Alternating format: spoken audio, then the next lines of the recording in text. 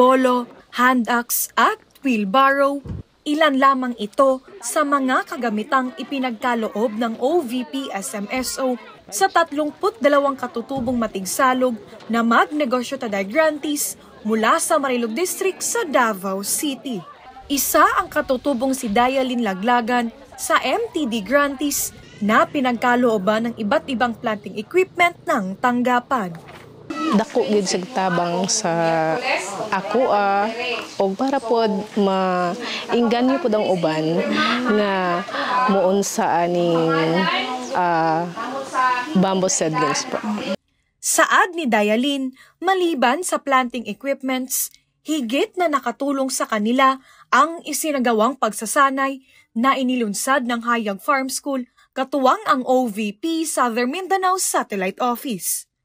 Daghan kayo from branch cutting to design, then asa magamit ang mga nagkalain-laing kawayan po, asa gamiton sa construction or sa furniture.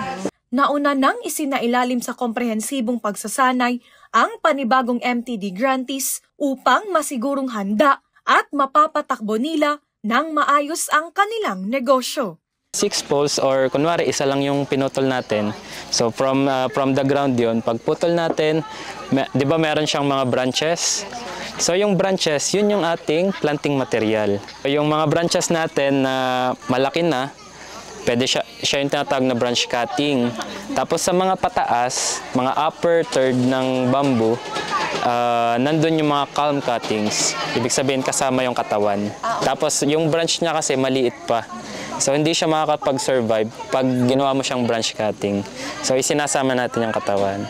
Mula rito sa Marilog District sa Davao City, ako po si Jera Gomez. Lahat para sa Diyos, bayan at pamilyang Pilipino. Valiente News.